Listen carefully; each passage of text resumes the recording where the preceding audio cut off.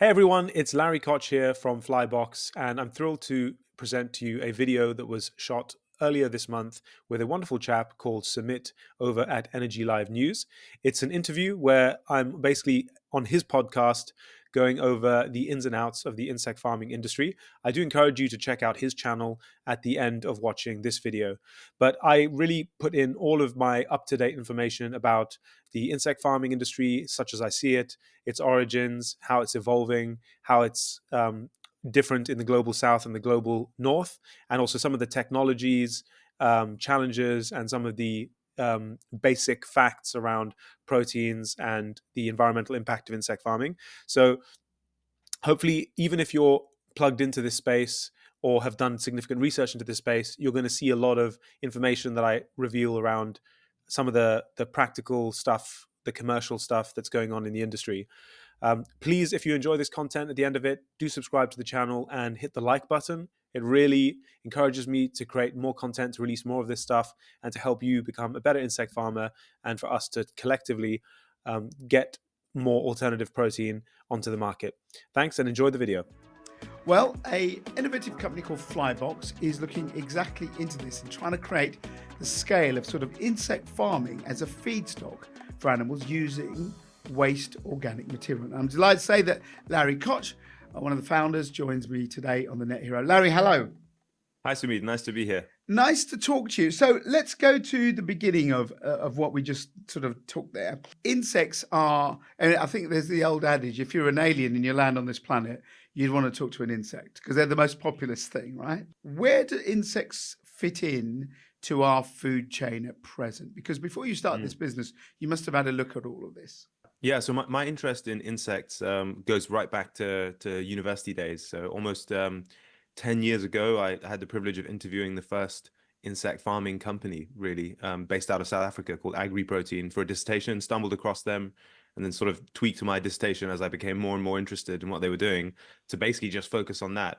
But yeah, you summarized it really well in the beginning, in that the problem really is not necessarily the protein that we all like to eat, but the most of the protein we kind of consume as a human species is in the form of the protein we feed our animals, because there's obviously an inefficiency in, they eat 3 times as much as turns into their flesh, and so you basically have this situation where most of the protein is coming from these other sources, and the food system has a lot of challenges around supplying enough protein without causing damage to natural environments or challenges to natural environments. Yeah, big time. Yeah. That's where people started looking at alternative proteins. So there's been a big push in the food industry, really driven almost top down from the supermarkets, who are often the ones who are being kind of levied a tax against, saying, hey, why aren't you solving this? People are deforesting large areas of the Amazon to make soya.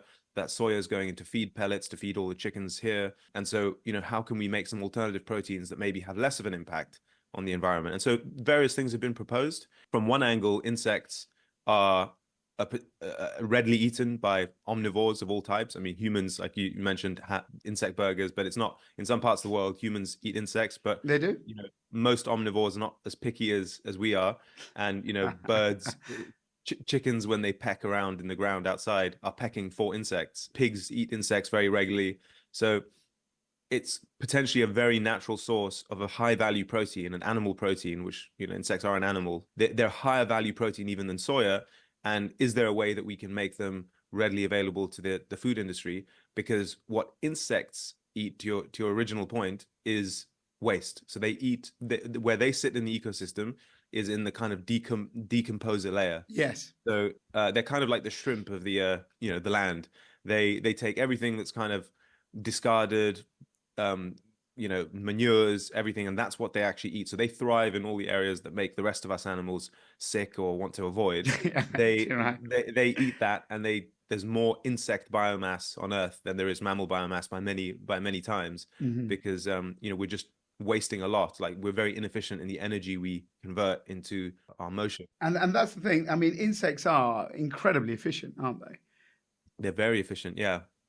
So it's usually measured in terms of their feed conversion. Yeah, their growth is incredible, isn't it? Because they grow. So let's talk about a few things. I mean, obviously, everyone wants to talk about insect burgers. I might leave a little bit of that to the end, but let's stick to where we are now, because it's just It's quite fun anyway. Right. If you look at the agriculture business at present, there are two sources of protein that people go for around the world. There's plant proteins and there's animal proteins. And some animals, like herbivores, we feed the plant proteins. Now, assume that the insect side of this won't address feeding cattle and feeding sheep, etc. But as you said, pigs, chickens, other things do eat an omnivorous diet. How important or how are those animals being fed at present? So if we've got chicken's the most animal, I think, on the planet, right? So most people will have seen pictures of chicken farms, and the idea is you can see that they're giving grains, but often they're giving pellets, they're giving other things. Mm-hmm. Where do you see the use of insects, and is it quite common already, or is it just something that's kind of coming up, which is why you looked into it as a business? Because I think if I went back 20, 30 years, I don't think I'd think of anyone feeding their hens and chickens, insects. So yeah, the insects themselves are usually processed into powders. So when you look at the major feed millers who want to incorporate alternative proteins, they would get supply of soy meal. So that's the soy plant is dried and then ground into powder. Same with fish meal. There's things like bone meal, blood meal. There are a couple other things that are approved that have protein in them. The difference is soy is a plant protein. Soy is a wonder plant, by the way. I'm not knocking soy. No, of course. It totally makes sense why we went down that route, because it delivers a lot of the amino acids that animals need for a plant. It's actually pretty good, and it grows very, very fast. So it's quite an economical plant too. But some animals, for instance, carnivorous fish, they can't eat that sort of thing. So if you want to do of these, the farmed fish that people like to eat, they actually need to eat fish meal. Of course. So about 20%, let's say, of the protein that goes into animal feed pellets or the animal feed industry will be animal based, to either supplement an omnivorous diet to get a healthier, nicer meat, or if you go really on the cheap route, people just feed them soy. So you can get away with feeding pigs and chickens a pure soy diet and not even worry about feeding them any bit of animal protein. So insects in those areas would be a way of adding value. If you can get the price low enough, you could actually get better meat, better growth rates, better health outcomes, better well-being for the animals. If you could do that at no extra cost, that's a really win-win. That's a win for there.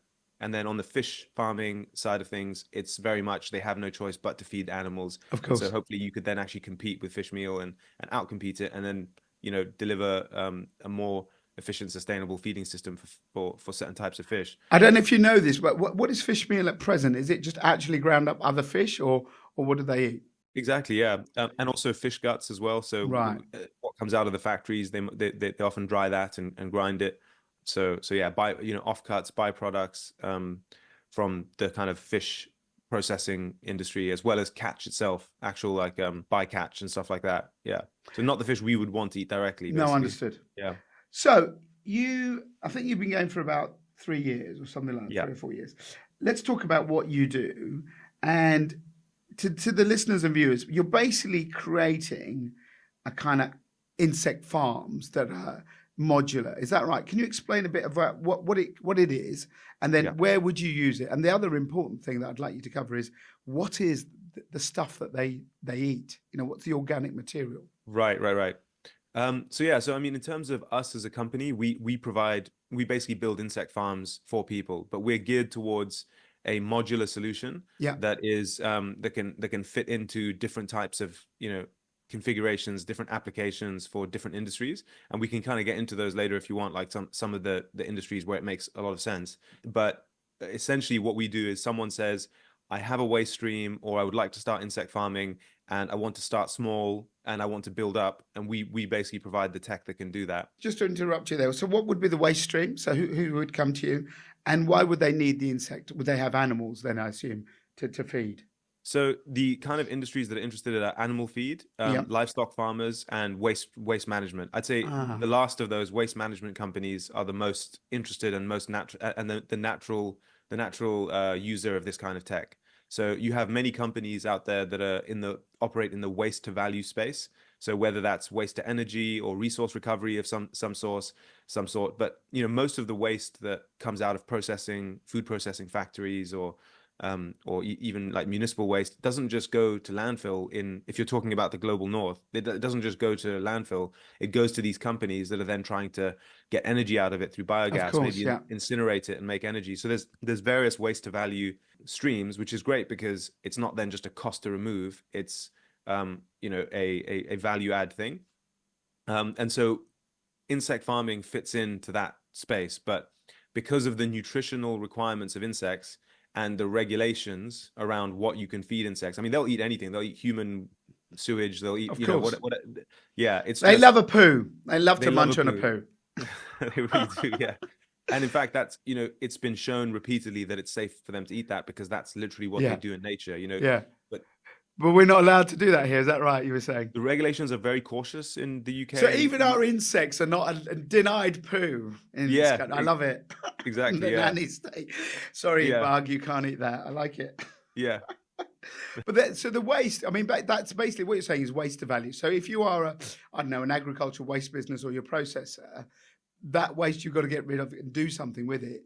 You can grow Exactly. these insects and then you can sell them on. That's what you're Yeah. saying. Yeah. And so it's not Gotcha. necessarily that this would be a silver bullet that replaces everything else, No. but it's like you can daisy chain a lot of these solutions together. So like, for instance, there's people we talk to that have, waste streams come in to fire their biogas, which produces very cheap electricity, or gas, Yeah. for that then can run an insect farm for a reduced cost, which takes their other waste streams that then creates protein that they sell, and it creates a frass fertilizer that goes back into the biogas digester to fire start it and be even more efficient. So there's like all these daisy chains that you can do. It adds another brick into the kind of option set for a waste to value player where they can at scale now just recover more of the resources and use their systems together to just become more profitable. And the more profitable they are, the lower waste collection fees go, the more waste is then incentivized to be collected, and of course the amount of protein that's being produced sustainably goes up to replace the soy.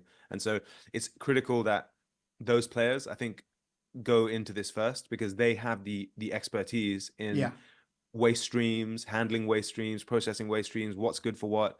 And I think a lot of the other players in the insect farming sector have essentially tried to build like a massive factory and basically build a waste management business on the side of it. That's already there. Exactly. Yeah. I understand Whereas we took the approach of we know insects, we know climate control, we know how to make the tech. Let's not build an insect farm ourselves. Let's empower people that have a natural arbitrage to go and do this themselves, because they are not going to start an insect farming company, and it's damn hard as an insect farmer to build a waste management company. So put the two together. I get it. So that's the idea. Yeah. Let's describe it for the people who are listening and watching. So it comes like a trailer. Yeah. Can you visualize it for us and just give an sort of an audio description of what it would look like? So it's a trailer, and one end you put in the waste material, so garbage, whatever, food waste, and then you put in bugs, or how does it work? So it depends on what you need to do to process the waste. So we have the life stages in insect farming, like a butterfly, which is the easiest thing to think of, is you've got the adult phase when they're flying around, then they mate and they don't eat in that phase. Their job is just to mate. They lay eggs. Those eggs then hatch into neonates, which are like little maggots, and they grow from very small to very large very quickly on organic waste. And so if you've got their nutrition really sorted, and the particle size, there's all sorts of environmental characteristics that you need to account for to get optimal feeding. And so if you do that right, in 6-7 days, you can have maximum development, and you can then harvest. So you get larvae, basically. You get larvae, yeah. And so let's say 99% of them are being harvested to make your products, protein, oil, live larvae, frozen larvae. There's lots of different buyers of those, which we can get into. But then a few percentage of them are allowed, if you like, to stay on one side and actually mature into pupa, which is like to become your adults stage, to start it again. Adults, and so it's basically like you need a few percentage of them to keep the breeding population cycling, and you're harvesting most of the eggs are being put towards the productive use. So we provide the tech to breed larvae, to put them into a nursery, to let them pupate. We also have the tech for where you put the waste in. So there's different modules that we produce depending on if you're building a full insect farm, with entomologists. Gotcha. Or we have partners that can do all of that for you. So we've got a partner that will just do all the breeding, and they'll deliver to you every month a pack of the baby larvae. ready to eat waste. So if you're a waste manager, for instance, you don't need to do breeding, which is complicated. Yeah, I was You going to just say. subscribe to the seedlings. You're basically filling trays with your waste porridge, which is, we can help, or they know how to make that nutritionally optimal. So they take their waste streams, they go through a mixer, they get pumped into trays. Those trays go on a forklift, and you put in little doses of the seedlings, so little caps of seedlings. So this much seedlings will eat that much waste in that tray. So you sort of pop them in, and then you stick them into what is essentially a 40-foot container, a 40-foot shipping container with doors. It's got AC, insulation, and a control algorithm that will then, regardless of what's going on outside, make sure that the climate inside and the airflow. That's what I was going to ask. The temperature has to be right, doesn't it, for them Yeah. to hatch and everything? Temperature, CO2, ammonia, the local climate inside the tray, airflow is very important. How the air flows, how you change the air. So we've gone through the like R&D process of getting that environment, suitable for the insects at the various stages in the most power efficient manner. And so that's where our IP is kind of locked into, is like how to grow insects in this very compact environment, in these kind of modules, in these shipping containers. And so you can go as simple as, I don't want to do the waste processing, and I don't even want to do the insects bit. And we have a partner that will supply you with waste, and they'll just store it into a tank for you, and they'll come with it pre-processed, nutritionally optimized, all the accreditations, and they'll just drop it off at you. So you can literally start from, So you can choose what you like. I don't want to deal with waste. I don't want to deal with breeding. Yeah. I want to subscribe to both. And all I'm going to do is the growing and selling the products and finding a market. I'm going to make my own brand of insects, grubs. I'm going to make my own brand of fertilizer. And I just want to do that part. Or you can say, I've got the waste side, but I don't want to do the breeding, and I don't want to do the commercialization either. I just want to sell off the larvae to someone else that's selling them. So, what we've tried to do as a company is like build an ecosystem of suppliers, input providers, and off-takers, so that wherever you sit and wherever insects make sense for you, you don't have to take it all on at the same time. And I think that's more of a kind of decentralized approach, is what we hope will spur the industry. A lot of people that are sitting on the sideline of like, I like this, but it's very complicated, will then just go, okay, the friction is a lot less now. And also the CapEx requirement is a lot less, because it's a single product rather than having to build a whole farm. You've got just a single container. It's an order of magnitude less investment. So we just figure that's going to get way more people interested in this. More interest from people that know their stuff about waste is only going to exponentially increase the uptake of this kind of tech and help it do the good that we hope it does in the world, ultimately. So I like all of this, and I think it's very interesting stuff, because the waste part of what we do is huge. There are two. I mean, I always discuss two things always come up here: is heat and waste, right? Because we're pretty good at kind of, well, we're not that good, but we've done a lot more in kind of our energy generation and renewables. But the waste is appalling. Couple of quick fire rounds. So, what sort of food waste is it, or is it plant waste? Is it waste from my chip shop? What goes in as this organic matter? it could be anything that is either is decomposable and doesn't have cellulose. So you can't feed it, say, garden waste. So what they won't eat is like leaves and things. But anything that would be in your food bin, anything that comes out of any food processor, anything that comes out of like spent grains, bakery wastes, everything that was once food, whether it's gone through your digestive system or not, can be used. Yeah, anything an animal can eat or has eaten is fair game. Yeah. But they won't eat plants directly. That's quite interesting.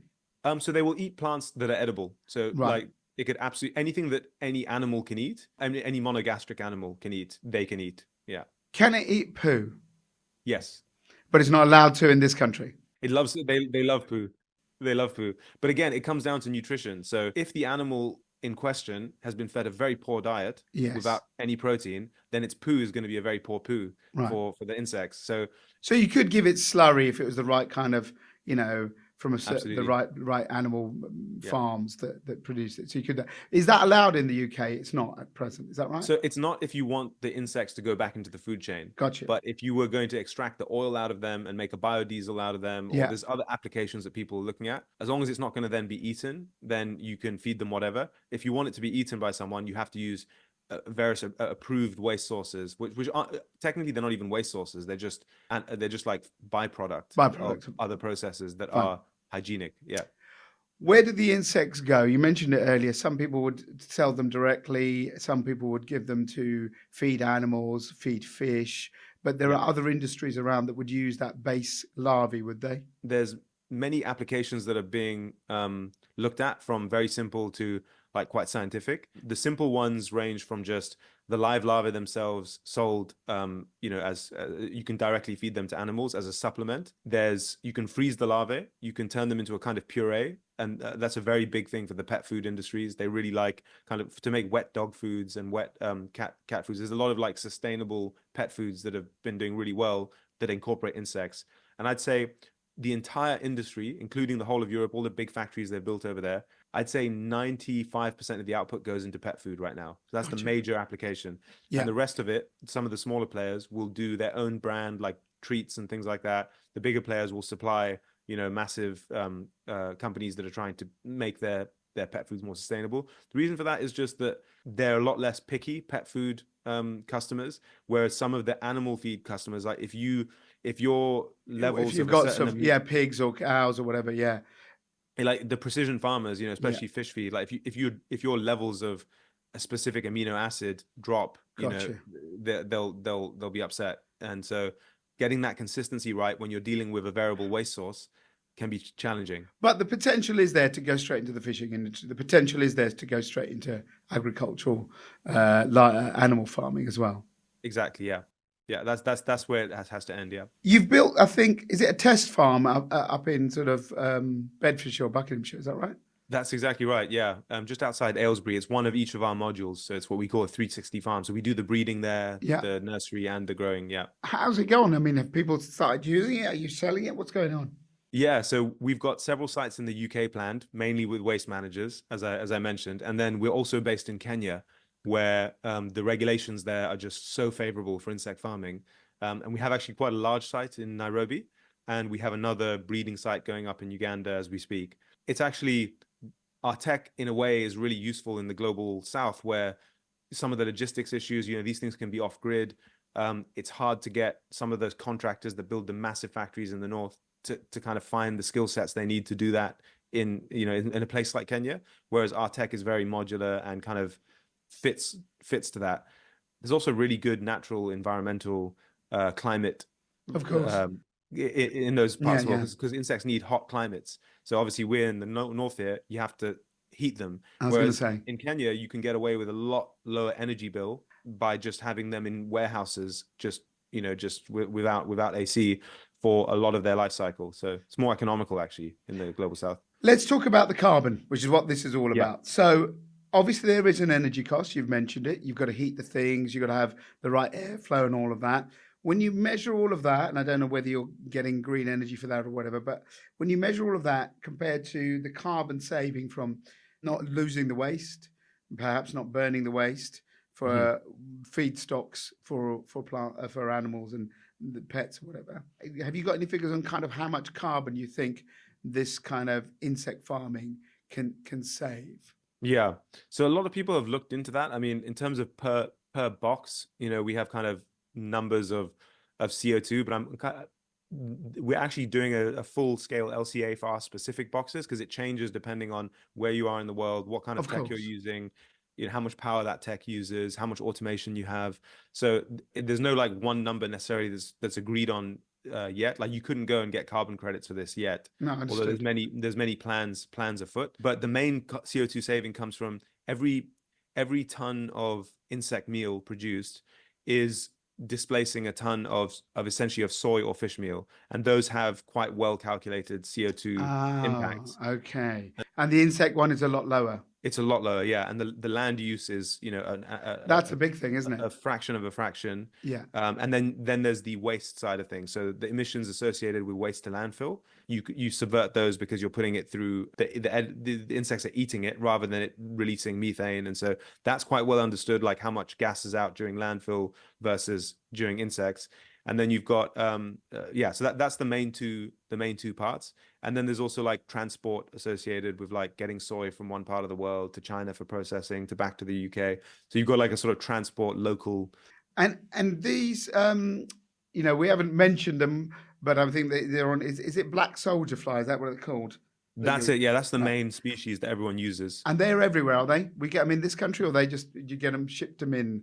I You want to know. get them as far north in terms of in the wild, like as places like Croatia. Okay. You'll get them at southern Europe, like they're endemic in Spain, but they're mainly a tropical and subtropical species. They're allowed to be used here. You can ship them in, no problem. Yeah. Fine. Yeah. So, where does this all lead us in 20 years' time?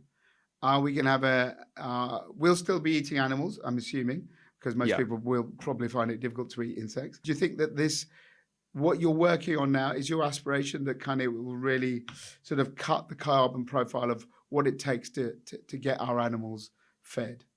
Yeah, I mean it's a massive challenge. Getting the protein system like having less impact on the environment is going to be an extremely challenging thing.